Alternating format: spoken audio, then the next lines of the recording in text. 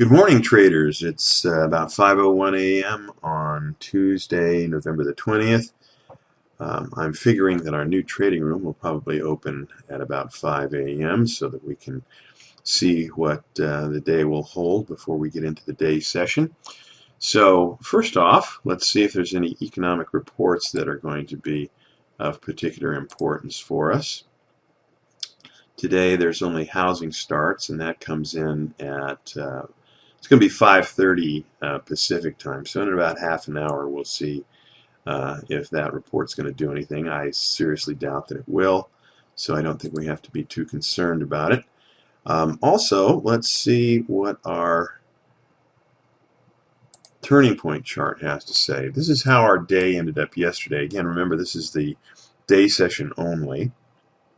So that's 6:30 a.m. Pacific to 1:15 Pacific, even though, as we talked yesterday, the hours have been officially extended, but for all intents and purposes, the turning points are still going to be calculated the old way. So as you can see, we had a high, low, high. At least we ended on a high, and that's probably going to be the last turning point from yesterday, because notice that we closed at 1383. And currently we're at 1380, so kind of looks like the market's going to continue to go lower, and we'll be opening lower by the time we get to 6:30. So I think there's a pretty good chance that we can safely say that yesterday's last turning point was a high, and today's first turning point is going to be a low. We don't want to carve that in stone, and we don't want to fall in love with it, because if the evidence changes, we do have to be flexible, but that's the way it's looking right now. Also, let's blow up this chart. You can see I already have my lines drawn, but let's take this down to a 60-minute chart, and that'll give us a little bit of a bigger picture. Now you can see that this is the last major high, and that was way at the beginning of the month on November 2nd.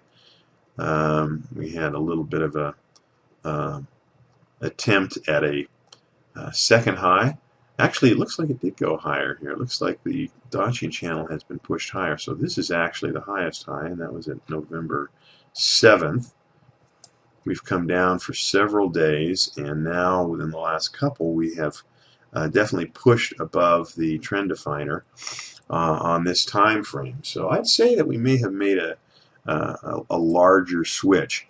And just as we have 3 turning points on average during a solar day, we tend to have 3 turning points on average in each lunar cycle. So about every 28 days we're going to have something on the order of a high and low, perhaps on this scale.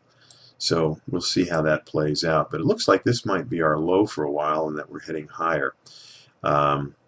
So that doesn't mean that the market is necessarily going to be all in one direction. Now here's a 15-minute chart, and you can see on this time frame we've just broken above the trend definer as well. And now we're kind of in a sideways consolidation. Let's check the stochastics. I meant to look there. You can see the stochastic has been down, but it's kind of trying to curve around here on the 60-minute time frame. On the 30-minute, it's kind of approaching overbought and curving down a little bit. Our stochastic, excuse me, our MACD is somewhat bearish. If we go to the 15-minute, we've got kind of a bearish MACD and a much more bearish stochastic. So remember that trend and swing are always relative, so we can have different time frames pointing in different directions. Ultimately, we have to make our choice based on where we are, which is the 3-minute chart. Okay, so I would say the overall directionality is up, but at any given moment, who knows where. Right now, we've got clearly a bearish MACD, and we've got a bullish stochastic, and that's true on both the 3-minute and the 1-minute. So we're basically going to be looking for one of these to fall in line with the other. Since the stochastic is the faster one, chances are it'll probably go in the direction of the MACD first before vice versa, but you never know. So not much to report right now. I will be back at you when we have something to talk about. All right, a couple seconds ago I went long based on the fact that both of our stochastics on the 1 and the 3 are now bullish and above the 50% level, and we're very close to a bullish crossover on the 1 minute MACD, a little further on the 3, but it looks like things are moving in that direction, and we had the feeling that the market is generally moving up. So we'll see what transpires, and we'll get back with you when we have something to report. Well, I'm back, and that didn't take long. We've already hit the first target and moved the stop, and we're on our way to the second target now.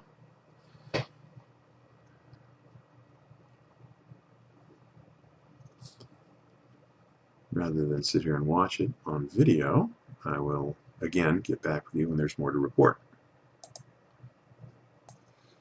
Well, that was quite a roller coaster ride. We got stopped out with just the minimal profit of $7 once again, but look what happened. The market rallied up and got within one tick of our second target, and then it came all the way down and stopped us out. I'm noticing by the time that this might have been some kind of emotional knee-jerk response to that report on housing starts. What could happen here on occasion is that there's a kind of an exuberant response to the report initially, and then the market kind of goes back to where it was before the report came out, and you end up with this back and forth business here. So I'm sure we'll have other opportunities, but that was disappointing because we came so close to the second target. But you know what? That kind of stuff happens. Okay, I just went long a second time because we've got a bullish cross on the 1 minute Stoke. We're starting to get one on the 3 minute, and both our MACDs are already bullish. Plus we have a red, white, and blue alignment above our trend definer on both of these time frames. So, as you can see, I was watching both charts in their entirety, and I used the chart trader function to get into this trade. Close that up for the moment, and I'll be back at you when I have something to report. Okay, well, we've hit the first target and moved the stop, and maybe we'll hit that second target this time around. It's looking somewhat promising. I'll be checking in the next time we have something to tell you. Well, we got stopped out again. It's one of the problems with trading in the pre-market. It gets a little squirrely sometimes. So we have had 2 successful trades, but only just barely, and our score is now a king's ransom of $14. But I have it on good authority that there will be other opportunities before the day is over. So be back at you when there's more to report.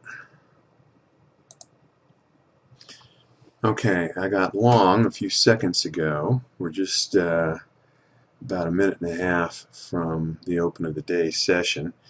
Market took a little dip here, but then we've got bullish stochastics on both of our time frames here, and we are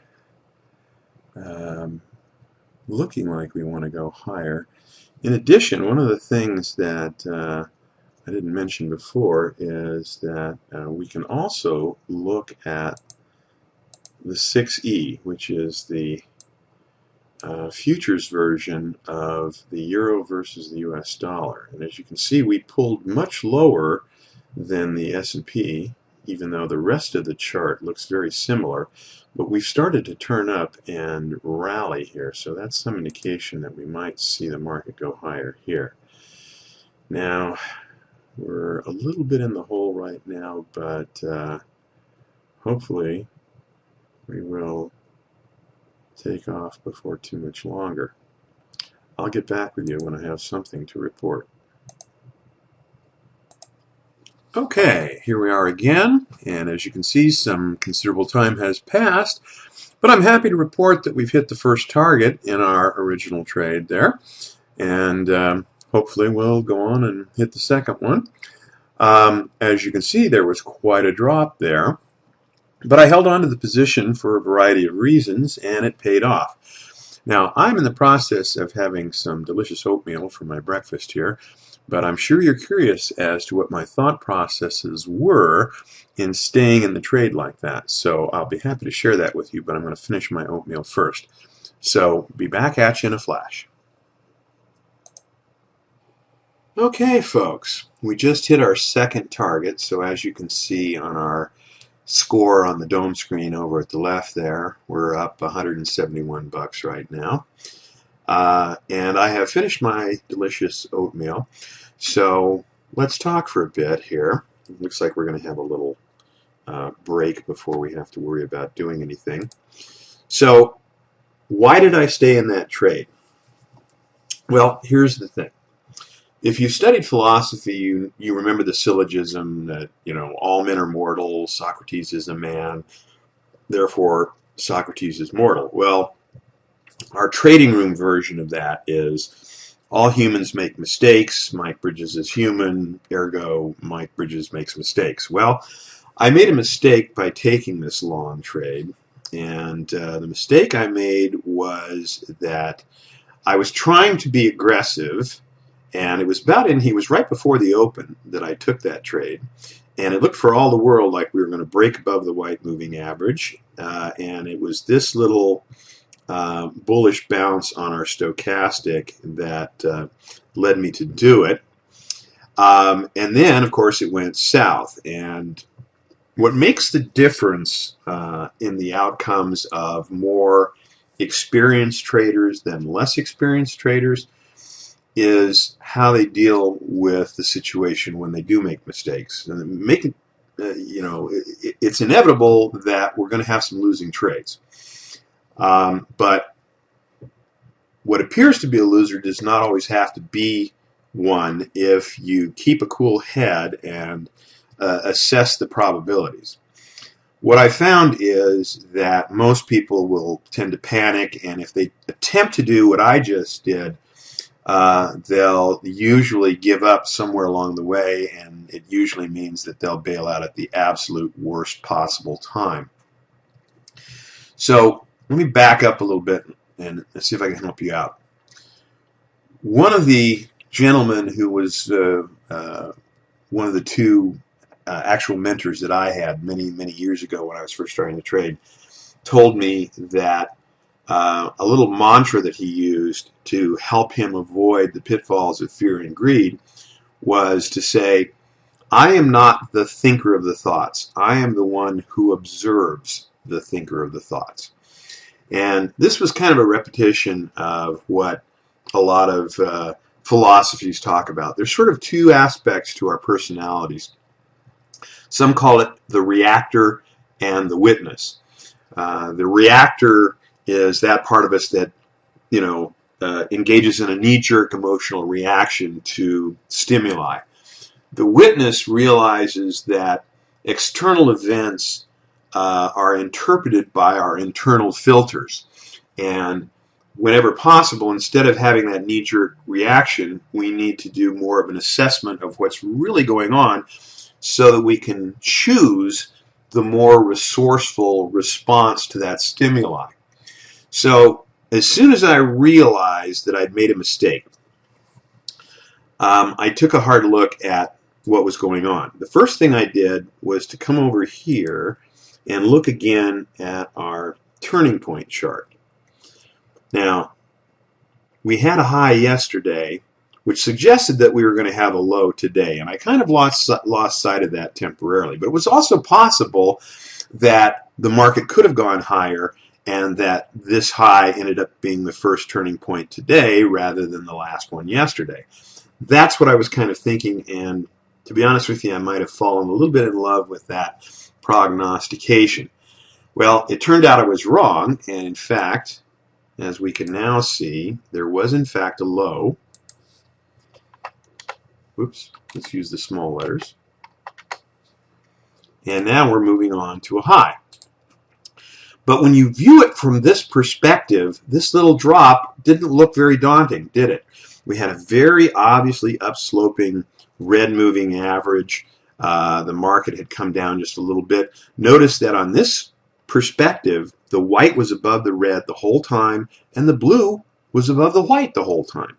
So this alone allowed me to kind of chill for a moment and take a second look at what was going on. Back here on our 3-minute chart, you'll notice that the red moving average never went below the trend definer. And the trend definer had essentially an upward bias. Pretty mild, but a bias nonetheless. Look at this. If we do, let's say, a horizontal line here. This is one that I've created specifically for this purpose. I'm adjusting the paint order so it's behind everything else. But if I bring it up here to the trend definer, you can see the trend definer is above the horizontal, kind of touches it here, and then starts to rise. So there's no question that the trend definer was rising. And a longer moving average has a very strong tendency to cause shorter moving averages to kind of bounce off and go in that direction. So I knew the probabilities based on that favored the market turning up again. Then, as this thing was dropping, I kept a close eye on both our MACD histogram and our stochastics. And I noticed that we maintained some bullish divergence. We obviously made a lower low on the price scale, but we managed to keep a higher low on both the MACD and the stochastic. Now, if we'd lost that, I might have had to concede defeat here and take the hit. Now, at the maximum, we went about 600 bucks into the hole.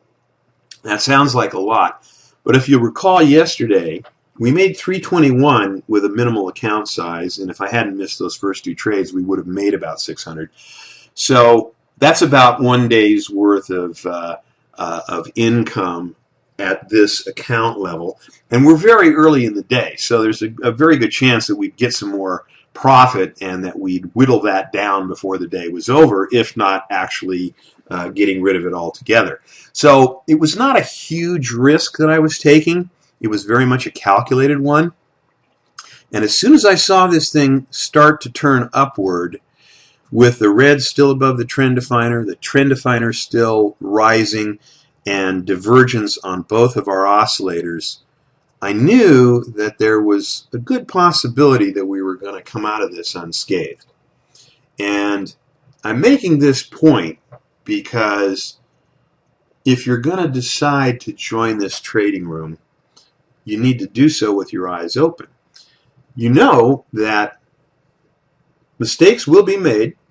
We may take some losses, but it's how you deal with the tough situations that sort of separates the winners from the losers ultimately. So this was not just a wild and crazy experiment on my part. This was very much an assessment of probabilities. And the probabilities were very obviously in our favor. And if you look at them based on the explanation that I've given you, you can see that there was some method to my madness.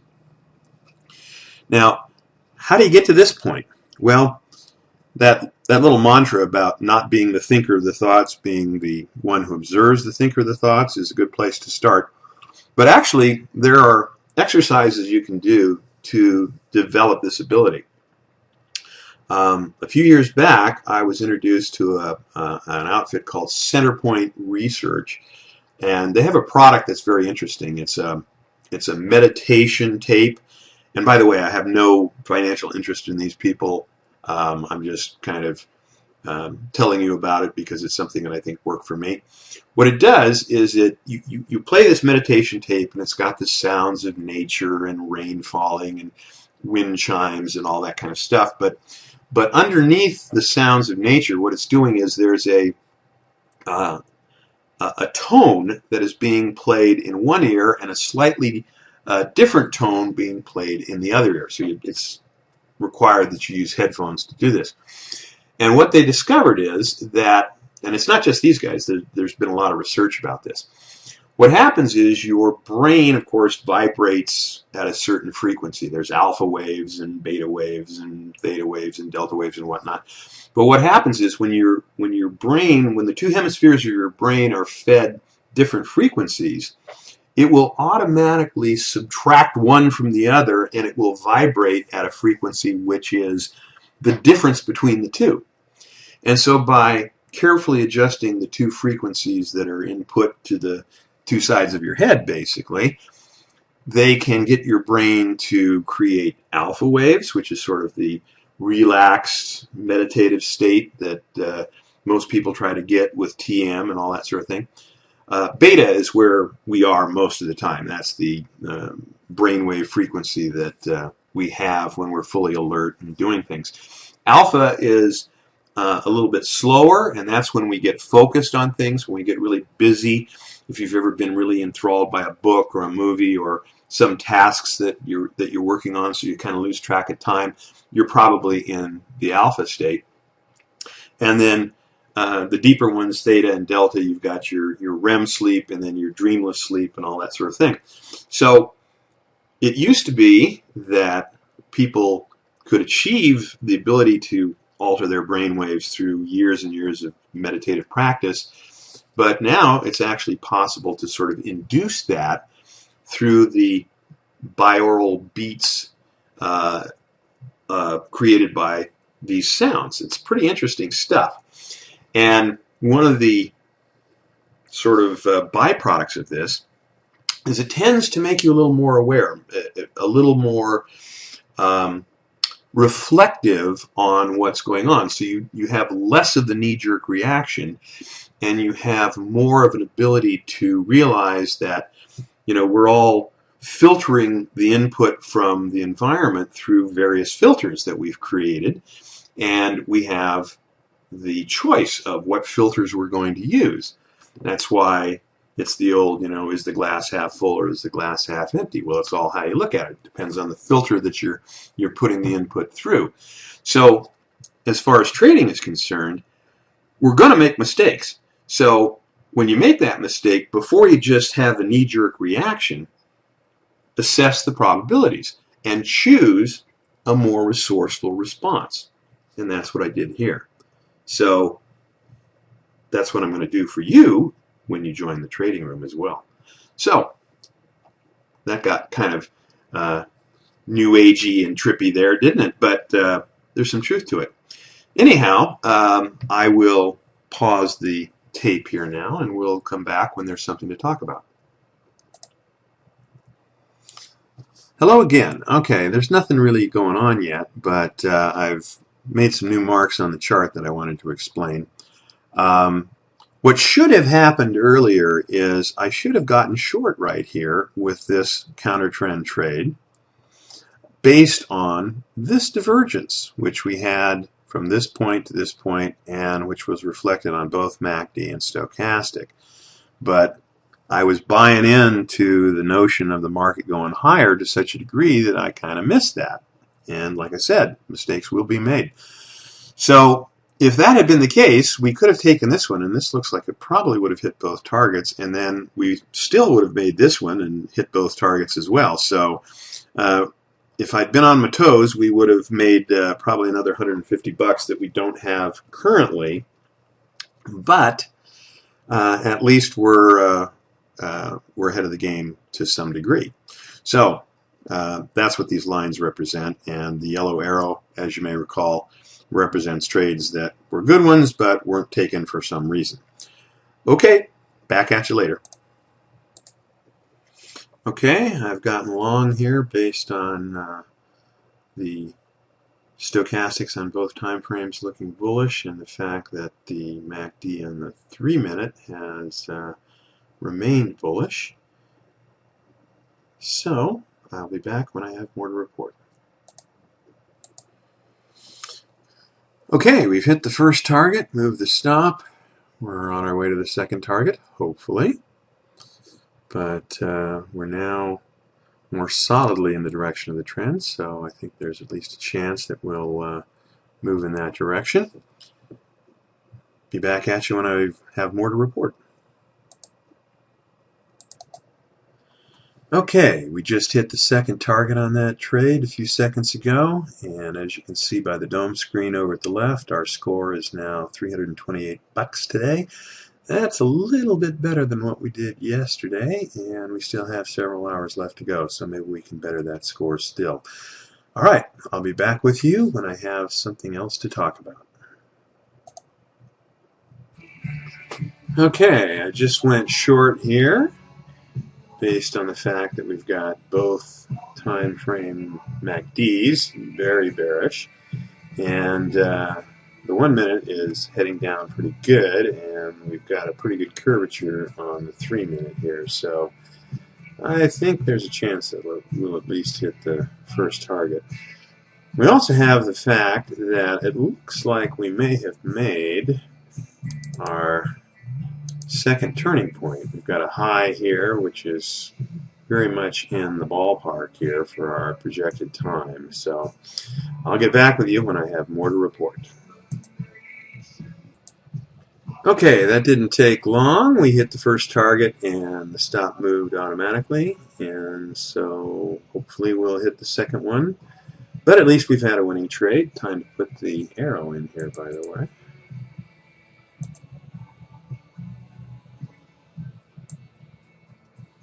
And when I was talking about rationales earlier, obviously we had a red, white, and blue alignment over here, and over here on the 1 minute as well. The one thing that had me concerned was the fact that we've got some pretty serious support in the form of the trend-defining moving average on both of these, but looks like we managed to break through. Whether it's going to keep going or not remains to be seen, but at least we have a marginally winning trade, which is always better than the alternative. All right, I'll get back when I have something else to talk about. Actually, I do have something else to talk about. This is the 6E. Remember, that's the euro versus the US dollar, but the futures version. I have another computer that I'm watching that has the actual Forex currency pair of the euro US dollar, and that one is even a little more bearish looking than the futures here. So that also kind of suggested that because of the correlation we've seen so far today, that there might be a chance that this thing would head south, and obviously it did. So we make use of all the tools at our disposal. Okay, back again, and as you can see, we have hit both targets on our recent short trade here, and the market is still dropping. So I'm going to be moving the dome here in just a moment so I can keep an eye on the 1 minute chart for possible re-entries. But our score for the day is now up to 485. Talk to you later. Hello again. We don't really have anything happening at the moment, but I just wanted to point out that there's some other drawing objects on the chart here. For this short trade that hit all three targets, we did have bearish divergence here, higher high on price, lower high on the MACD histogram, and we also had a 1, 2, 3 top. So again, I see these things sort of automatically, and I don't always remember to write them down, but I know it helps you guys if I do, so I will try to make more of an effort. Obviously, you can see the chart gets a little cluttered towards the end of the day, but if these symbols are helping you see these potential assists, then I guess it's worth it. Okay, I'll be back at you when I have something else to talk about. Okay, I just got long a few seconds ago based on the fact that both 1 and 3 minute MACDs are bullish, and I've got a bullish cross on the 1 minute Stoke, and I kind of had one on the 3 minute a minute ago, but it's kind of faded away, but I think it's going to come back. And I still think that this market wants to move up overall, so I'm hoping that we'll crash through that resistance being offered by the trend definer. So I'll check in when I have something to report. Okay, as you can see, we have hit the first target, moved the stop, and we're getting pretty close to the second target. We might even get to see it right here on video if it gets a little more rambunctious, but it's kind of pulling back. Anyway, I will check back in a bit. Okay, the price, as you can see, has slipped back towards break even after flirting with the second target there. So I think it has something to do with the fact that we've got a very strong layer of resistance there that we have to break through, and it's kind of clinging to that spot. But I'm hopeful that we still might break through to the upside. Also, I noted that we have a 1, 2, 3 bottom formation here, plus based strictly on the MAs, we have a red, white, and blue alignment, even though we're south of the trend definer. So in any event, we can justify the counter trend move, although it's debatable whether it is counter trend. But we do have the 1, 2, 3 bottom. That's what I wanted to show you. Okay, if we succeed in either getting stopped out or hitting the second target, I will let you know. Okay, we finally hit that second target. And as you can see, our score for the day is now $642. And just a reminder, we're just using 3 contracts here and 2 targets. This is what I recommend to my beginning students. So this is what you can get if you're careful. Now, I don't know if we're going to get another opportunity today or not. It's only 12 after 12. And my general rule is that I don't start a new trade after 12:30. Now, of course, it used to be that where this red line is at 1:15 marked the end of the day session. Now, it actually ends over here, except we've got this 15-minute break. So forget this. I think it's best if we just use the old cutoff point as our ending time. After all, it's been a long day at this point. So we may or may not get another shot here. If we do, it'll probably show up over here on the 1-minute chart more readily.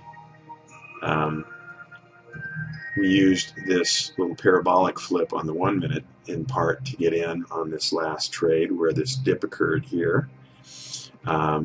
This is what it looks like on the 1-minute over here on the left. So I would say there's a pretty good chance that we're probably done for the day, but I will check in one way or the other at the end of the old day session here if I haven't spoken to you sooner. And of course right now it's looking like we've got a low, high, low situation here. I suspect it's going to keep on climbing, and so we could put a high over here with a question mark. Let's see what our turning point chart looks like right now. Okay, we've got a low in this parabolic module, a high here, a low here. So I'm going to go ahead and do this. I will put the high in here. Whoops, we want to use the small letters. High here with question mark.